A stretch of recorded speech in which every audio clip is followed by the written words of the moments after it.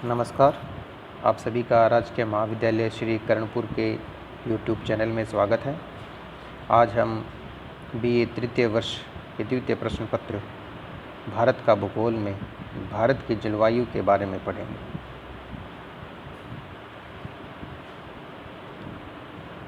पहले हम ये जानें कि मौसम क्या होता है। मौसम किसी प्रदेश की प्रतिदिन की वायुमंडलीय दशाओं को कहते हैं। प्रतिदिन की वायुमंडलीय दशाएं, जैसे कि हम सुबह देखते हैं, सुबह का मौसम, दोपहर का मौसम और शाम का मौसम। हम सभी अनुभव करते हैं कि जून, जुलाई, अगस्त इन महीनों में सुबह और शाम का जो मौसम होता है वह कम तापमान वाला होता है और दोपहर में अत्यधिक गर्मी होती है। यही तापमान में बदलाव, आर्द्रता में बदलाव, वायुदाब में बदलाव, ये संयुक्त तत्व होते हैं जिनसे मौसम बनता है। अब हम समझ गए होंगे कि मौसम होता है कम समय की वायुमंडलीय दशाएं। आज का मौसम अलग, कल का मौसम अलग। जैसे आज ज़्यादा गर्मी हो गई और अगर कल बारिश हो गई तो कल का मौसम, जो बारिश वाला मौसम था, वो अलग था। यानी दिन प्रतिदिन और सुबह, दोपहर, शाम ये वायुमंडलीय दशाएं जो बदलती रहती है वह ही मौसम कहलाता है। और मौसम के तत्व तापमान, वायुदाब, आर्द्रता, पवन, वेग एवं दिशा, मेघावरण आदि, इन तत्वों में परिवर्तन होता रहता है। तापमान के बारे में हम सभी जानते हैं। सामान्य सा इसका अर्थ होता है कि गर्मी ज़्यादा है या गर्मी कम है। वायुदाब से तात्पर्य यह होता है कि जो वायुमंडलीय परतें होती है वह एक दाब बनाती है। इस वायुदाब का संबंध तापमान से, अगर अधिक तापमान होता है तो वायुदाब होता है कम और तापमान कम होता है तो वायुदाब होता है अधिक। और वायुदाब की विभिन्नता के कारण ही पवनें चलती है। पवनें चलती है अधिक वायुदाब से कम वायुदाब की ओर। फिर है आर्द्रता।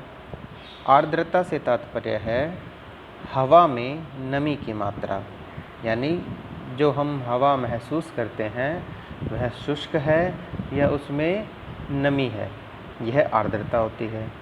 मेघावरण से तात्पर्य है कि आसमान में कितने बादल छाए हुए हैं, बादल हैं या आसमान बिल्कुल साफ है, यह होता है मौसम। फिर है जलवायु। जलवायु किसी प्रदेश की लंबी अवधि की प्रचलित मौसम दशाओं का योग है। इसमें लगभग 35 से 40 वर्ष की मौसमीय दशाओं का योग होता है। जैसे कि भारत की जलवायु, यूरोप की जलवायु, अंटार्कटिका की जलवायु, आर्कटिक की जलवायु। हम ये देखते हैं कि आर्कटिक क्षेत्रों में वर्ष पर्यंत हमेशा ही ठंडा मौसम रहता है। तापमान लगभग 0 डिग्री से नीचे रहता है, बर्फ़ जमी रहती है। तो ये काफ़ी वर्षों से लगातार ऐसा ही चल रहा है। तो जो जलवायु होती है वह अधिक समय तक मौसमीय दशाओं का योग होती है। जलवायु का निर्धारण होता है समय से।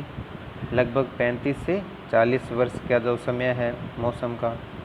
अक्षांशीय स्थिति, हम सभी जानते हैं कि पृथ्वी को उत्तर और दक्षिण में, उत्तर में 90 डिग्री अक्षांश और दक्षिण में 90 डिग्री अक्षांशों में बांटा गया है। कर्क रेखा, मकर रेखा, विषुवत रेखा, आर्कटिक वृत्त, अंटार्कटिक वृत्त, इन सभी में बांटा गया है। जैसे जैसे हम विषुवत रेखा से उत्तरी ध्रुव और विषुवत रेखा से दक्षिणी ध्रुव की ओर जाते हैं तो सूर्य की किरणों के तिरछेपन के कारण वहाँ जो तापमान है वह उतना प्राप्त नहीं पहुँचता, जबकि विषुवत रेखा पर वर्ष भर सूर्य की किरणें सीधी पड़ती है। इस वजह से वहाँ अधिक तापमान पहुंचने से गर्मी का मौसम बना रहता है।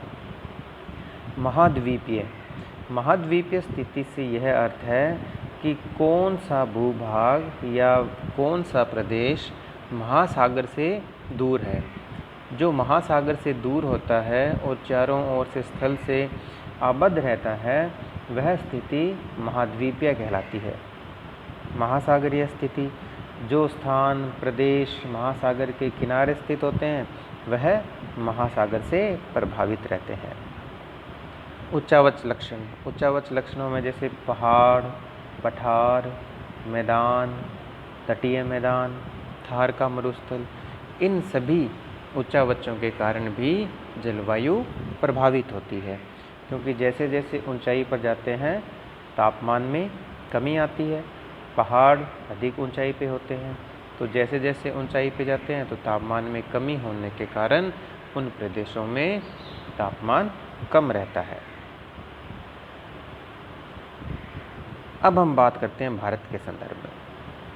कर्क रेखा, जो कि 23 डिग्री 30 मिनट उत्तरी अक्षांश पर स्थित है और ये भारत को लगभग 2 बराबर भागों में बांटती है।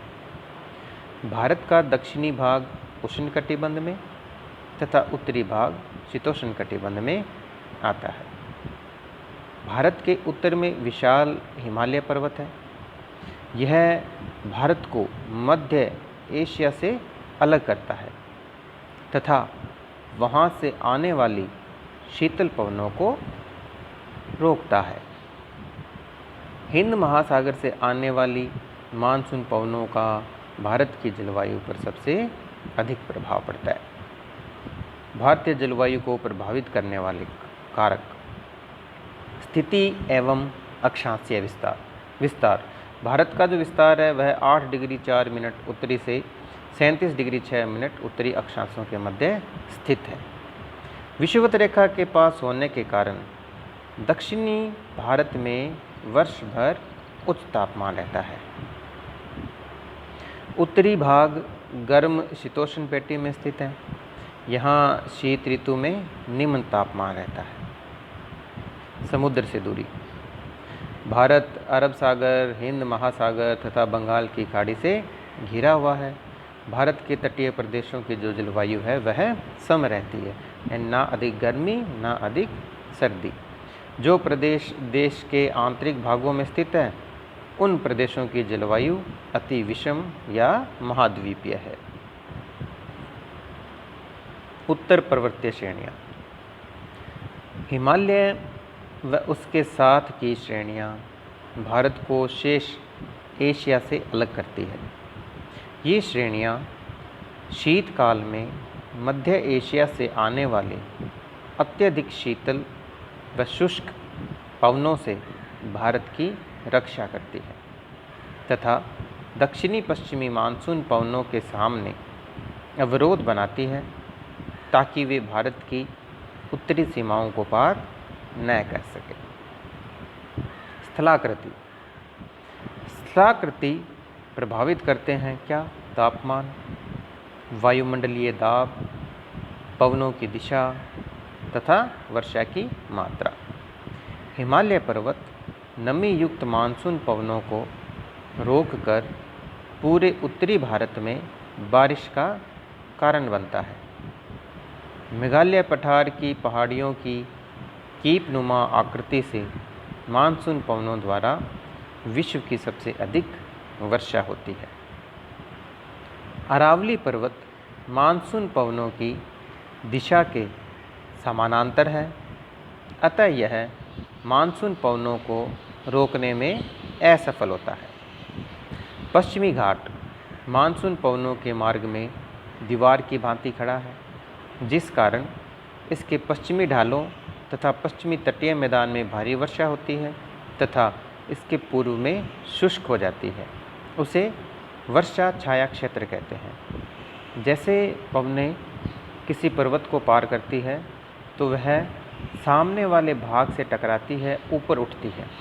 ऊपर उठने से तापमान में कमी आती है और जो जल वाष्प है वह पानी की बूंदों में बदल जाती है, जिससे अधिक वर्षा होती है। जैसे ही वो पवनें उस पर्वत को पार करके दूसरी ओर उतरती है तो उतरने के साथ उसका तापमान भी बढ़ता जाता है और जो जल की बूंदें हैं वो वाष्प में बदल जाती है, यानी वहाँ वर्षा कम होती है। ऐसे भूभाग को वर्षा छाया क्षेत्र कहते हैं। ऊपरी वायु परिसंचरण। ऊपरी वायु परिसंचरण से तात्पर्य है वायुमंडल के ऊपरी भाग में हवाओं का चलना, जिनमें प्रमुख है पश्चिमी जेट वायुधारा। शीतकाल में समुद्र तल से लगभग 8 किलोमीटर की ऊंचाई पर पश्चिमी जेट वायुधारा तीव्र गति से समशीतोष्ण कटिबंध के ऊपर चलती है। हिमालय इसे 2 भागों में विभाजित कर देता है, एक इसके उत्तर की ओर चलती है, दूसरी इसके दक्षिण की ओर चलती है। दक्षिणी शाखा हिमालय श्रेणियों के दक्षिण में चलती है। जेट वायुधारा भूमध्य सागरीय प्रदेशों से विक्षोभों को भारतीय उपमहाद्वीप में लाती है। किनको लेके आती है? विक्षोभों को। कहाँ से? भूमध्य सागरीय प्रदेशों से। जो शीतकाल में हमारे यहाँ वर्षा होती है, राजस्थान में जिसे मावठ कहते हैं, वो इन्हीं भूमध्य सागरीय विक्षोभों के कारण होती है। विक्षोभ यानी चक्रवात। और इन चक्रवातों को कौन लेकर के आता है? पश्चिमी जेट। उत्तरी पश्चिमी मैदानों में होने वाली शीतकालीन वर्षा व ओलावृष्टि तथा पहाड़ी प्रदेशों में भारी हिमपात इन्हीं विक्षोभों का परिणाम है। इनके प्रभाव से उत्तरी मैदानों में शीतलहर चलती है। पूर्वी जेट वायुधारा। ग्रीष्म काल में सूर्य के उत्तरी गोलार्ध में गति के कारण ऊपरी वायु परिसंचरण में परिवर्तन हो जाता है। पश्चिमी जेट वायुधारा के स्थान पर पूर्वी जेट वायुधारा चलने लगती है। ये तिब्बत के पठार के गर्म होने से उत्पन्न होती है। यह प्रायद्वीपीय भारत के ऊपर चलती है। यह दक्षिणी पश्चिमी मानसून पवनों के अचानक आने में सहायता देती है। अल नीनो प्रभाव। अल नीनो एक गर्म समुद्री जलधारा है जो कभी कभी दक्षिणी अमेरिका के पेरू तट से कुछ दूरी पर दिसंबर के महीने में दिखाई देती है। पेरू का तट दक्षिण अमेरिका महाद्वीप में जो उसके पास महासागर स्थित है वह है प्रशांत महासागर, और दिसंबर के माह में यह धारा चलने लगती है। यह धारा मुख्यतः प्रति विषुवत रेखीय धारा का ही बढ़ा हुआ भाग है जो कि पेरू की ठंडी धारा के स्थान पर प्रवाहित होने लग जाता है। उस वजह से जहाँ ठंडे जल के कारण पहले वायुदाब अधिक था, अब वहाँ पर वायुदाब निम्न हो जाता है। इस घटना के कारण पूरे विश्व में वायुमंडलीय दशाओं में परिवर्तन होता है और इसी वजह से भारत के मानसून भी कमज़ोर रहते हैं। यह प्रभाव अल नीनो कहलाता है। ये था भारत की जलवायु को प्रभावित करने वाले कारक, और हमने जाना मौसम क्या है और जलवायु क्या है।